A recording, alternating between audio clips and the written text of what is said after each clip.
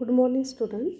Last लेक्चरला आपण पाहिलं होतं इंट्रोडक्शन ऑफ केमिकल थर्मोडायनॅमिक्स. त्यामध्ये terms used in thermodynamics, then types of system, 3 types पाहिले होते. Then properties of system, extensive and intensive, 2 types पाहिले होते प्रॉपर्टीचे. Then next one is state function and path function. इथंपर्यंत आपण आलो होतो. Next point is thermodynamic equilibrium. Then here first of all definition of thermodynamics. Thermodynamic equilibrium. A system is said to be in thermodynamic equilibrium when its state function is not vary with time. That means thermodynamic equilibrium, एखादी system thermodynamic इक्विलिब्रियममध्ये आहे असं आपण कधी म्हणणार आहे, जेव्हा त्याची स्टेट फंक्शन, सिस्टीमचे स्टेट फंक्शन, याचाच अर्थ आपण लास्ट लेक्चरला पाहिलं होतं की properties of system also called as a state function. That is pressure, volume, temperature. These are state function. That is they depends only on the state of the system. Okay. तर एखादी system thermodynamic इक्विलिब्रियममध्ये आहे असं केव्हा म्हणतो आपण, जेव्हा it's state function do not very with time. म्हणजे त्या सिस्टीमचे जे स्टेट फंक्शन आहेत किंवा प्रॉपर्टीज आहेत त्यांच्यामध्ये काहीही व्हेरिएशन होता कामा नये विथ टाईम. जसा टाईम वाढत जाईल तसं त्या स्टेट फंक्शन किंवा त्या प्रॉपर्टीमध्ये काहीही फरक पडला नाही तर त्या प्रॉपर्टी सिस्टीमच्या ज्या प्रॉपर्टी आहेत त्या सेम असतील तर ती सिस्टीम थर्मोडायनॅमिक इक्विलिब्रियममध्ये आहे असं आपण म्हणू शकतो. Then next one, the example of this thermodynamic equilibrium is, तुम्हाला ते याच्यामध्ये डायग्राम दिसते बघा. Consider A gas enclose in a cylinder fitted with a movable piston.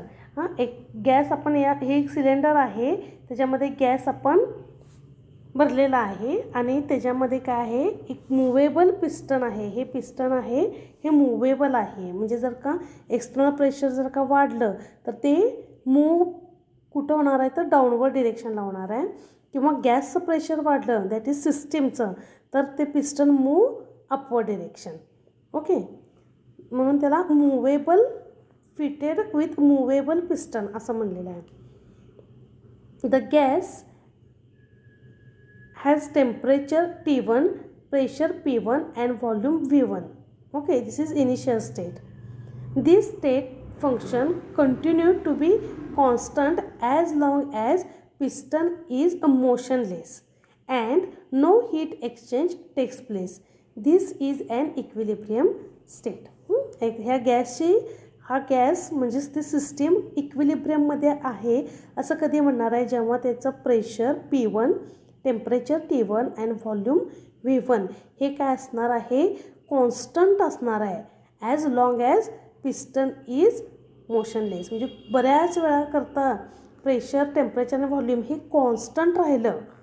म्हणजेच काय झालं, कॉन्स्टंट राहिलं याचा अर्थ पिस्टन देखील आहे त्या जागेवर राहणार आहे, तो अपवर्ड किंवा डाऊनवर्ड डिरेक्शनला जाणार नाही. म्हणजेच तो कसा असणार आहे, मोशनलेस, म्हणजे कॉन्स्टंट असणार आहे, हलणार नाही तो.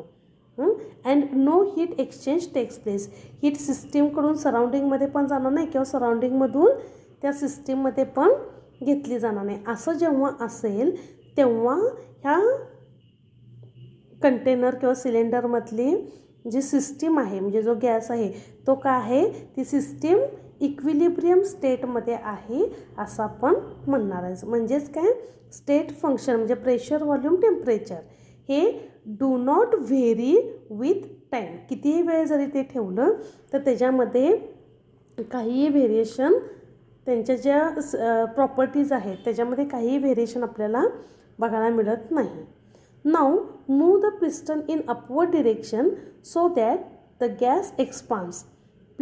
Pressure, volume and temperature of the gas are not specified and vary continuously during the movement of piston.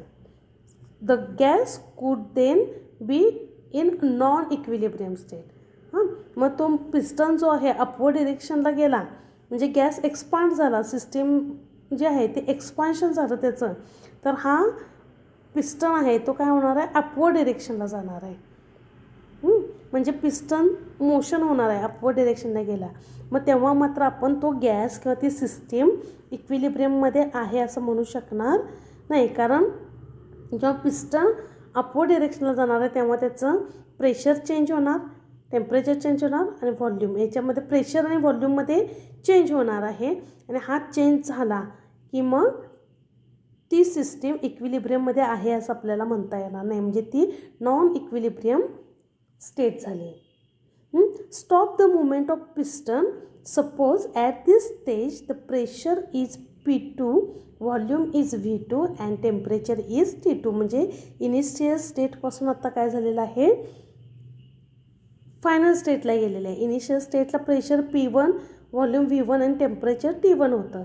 आता काय झालेलं आहे, पिस्टन मूव अपवर्ड डिरेक्शनला गेल्यामुळं काय झालं, त्याचं प्रेशर, टेम्परेचर आणि व्हॉल्यूम चेंज झाला आणि ते कन्व्हर्शन कुठं झालं, P1चं कन्व्हर्शन P2मध्ये, V1चं V2मध्ये आणि टेम्परेचरचं T2, म्हणजे इनिशियल टू फायनल स्टेटमध्ये गेले. This state function are constant since the piston is motionless. The gas then in another equilibrium state. म्हणजे इनिशियल स्टेटहून फायनल स्टेटला गेलं की पहिल्यांदा जेव्हा इनिशियल स्टेटला असणार आहे बराच वेळ त्याच्यामध्ये पिस्टन मोशनलेस असेल, ती तशीच कॉन्स्टंट राहिली पोझिशन, म्हणजे प्रेशर, टेम्परेचर कॉन्स्टंट, तर ते काय म्हणणार आहे आपण, ती सिस्टीम इक्विलिब्रियममध्ये आहे. समजा जर का पिस्टन अपवर्ड डिरेक्शनला मूव्ह झाला, म्हणजे गॅस एक्सपांड झाला, अपवर्ड डिरेक्शनला झाला, तर तो काय होणार आहे, पुन्हा चेंज होणार आहे, म्हणजे तेव्हा ती सिस्टीम नॉन इक्विलिब्रियममध्ये आली म्हणणार आहे. It is non equilibrium. आणि थर्ड ह्याच्यात काय सांगितलं, जर एकदा अपवर्ड डिरेक्शनला गेले तर त्याचं कन्व्हर्शन प्रेशर स्टेट जे आहेत किंवा स्टेट फंक्शन किंवा आपण त्याला प्रॉपर्टीज म्हणतो, त्या काय होणार आहेत, व्हेरी होणार आहेत. P1चं P2, V1चं V2 आणि टेम्परेचर T1चं T2मध्ये होणार आहे. आता जे फायनल स्टेटला जे गेले तिथं गेल्यानंतर पुन्हा पिस्टन मोशनलेस झाला किंवा अपवर्ड किंवा डाऊनवर्ड डिरेक्शन आला नाही, कॉन्स्टंटच राहिला विथ एक टाईम, बराच वेळ का कॉन्स्टंट राहिला आणि तेव्हा त्याचं टेम्परेचर आणि pressure, volume that is P2, V2 and T2 हे कॉन्स्टंट राहील, तर पुन्हा ती सिस्टीम इक्विलिब्रियममध्ये आहे असं आपण म्हणणार आहे. It is thermodynamic equilibrium. म्हणजे एखादी सिस्टीम इक्विलिब्रियममध्ये आहे असं कधी म्हणणार आहे, जेव्हा त्यांचे स्टेट फंक्शन हे व्हेरी नसणार आहेत with time, they are not very, do not very with time, तेव्हा त्याला आपण ती सिस्टीम इक्विलिब्रियममध्ये आहे असं म्हणणार आहे. This is thermodynamic equilibrium. Then the next one is process and its type. Okay, then here the transition from one equilibrium state to another equilibrium state is called process. They are of different types. म्हणजे एखादं transition झालं एका equilibrium स्टेटपासून दुसऱ्या equilibrium, म्हणजे वरच्या पॉईंटमध्ये आपण पाहिलं, this is first of on this one is equilibrium state first. त्याच्यानंतर नेक्स्ट ह्याला काय होतं, नॉन इक्विलिब्रियम होतं आणि पुन्हा अनादर इक्विलिब्रियममध्ये आलं, म्हणजे एका स्टेटमधून दुसऱ्या स्टेटमध्ये आलेलं आहे, तेव्हा त्याला आपण प्रोसेस झाले म्हणणार आहे. It is process and their types. So types of process are, first is isobaric process, then second one is isochoric process, then third one is isothermal process, then adiabatic process and reversible process. These are the 5 processes which are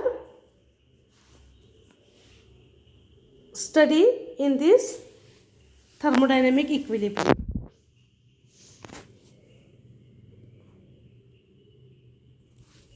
Then we are studying in details this process.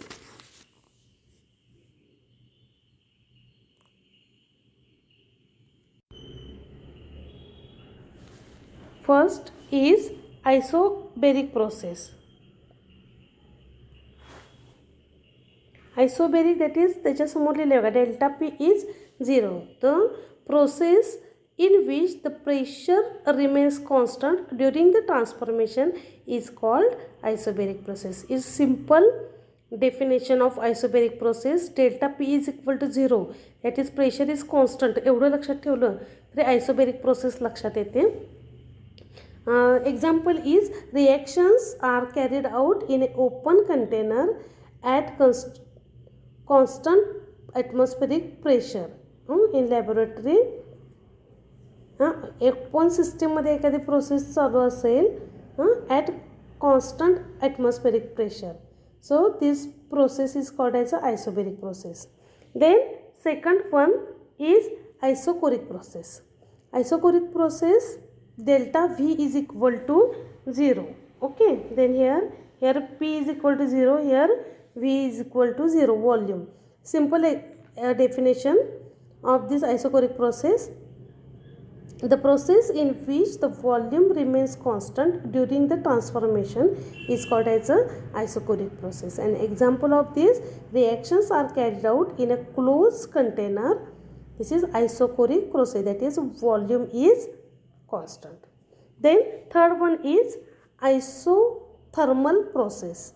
The process in which temperature of the system remain constant during the transformation. So delta T is constant, that is internal energy of this system. Delta U also constant. delta T temperature constant असेल सिस्टीमचं तर त्याची internal energy देखील that is delta U पण constant असणार आहे. Internal energy next point असणार आहे तो आपल्याला इंटरनल एनर्जी. जस्ट इथं पॉईंट एवढा लक्षात घ्या की टेम्परेचर जेव्हा कॉन्स्टंट असते तेव्हा सिस्टीमची स्वतःची एनर्जी इंटरनल एनर्जी पण काय असते कॉन्स्टंट असते. This is isothermal, that is temperature is constant. Then adiabatic process, the process in which no exchange of heat between system and surrounding is an adiabatic process. जे आपण isolated system बघितलेली त्याच पद्धतीवर येतं की no exchange heat between system and surrounding. Thermostat, the process of the system is completed in insulated form from the surrounding. इन्सुलेटेडमध्ये काय केलेलं असतं की टेम्परेचर एक्सचेंज वगैरे होत नाही, तर जे आपल्याला हवं आहे सिस्टीम त्याची टेम्परेचर काय राहतं कॉन्स्टंटच ठेवलं जातं. थर्मोस्टेट त्याचं एक्झाम्पल आहे. थर्मोस्टेटमध्ये एखादं रिॲक्शन मिक्सचर ठेवलं आणि त्याचं टेम्परेचर मेंटेन केलं 80 किंवा 50 डिग्री सेंटीग्रेडला तर ते कॉन्स्टंट राहतं. That is no exchange of heat between system and surround. This is adiabatic process. And last one is the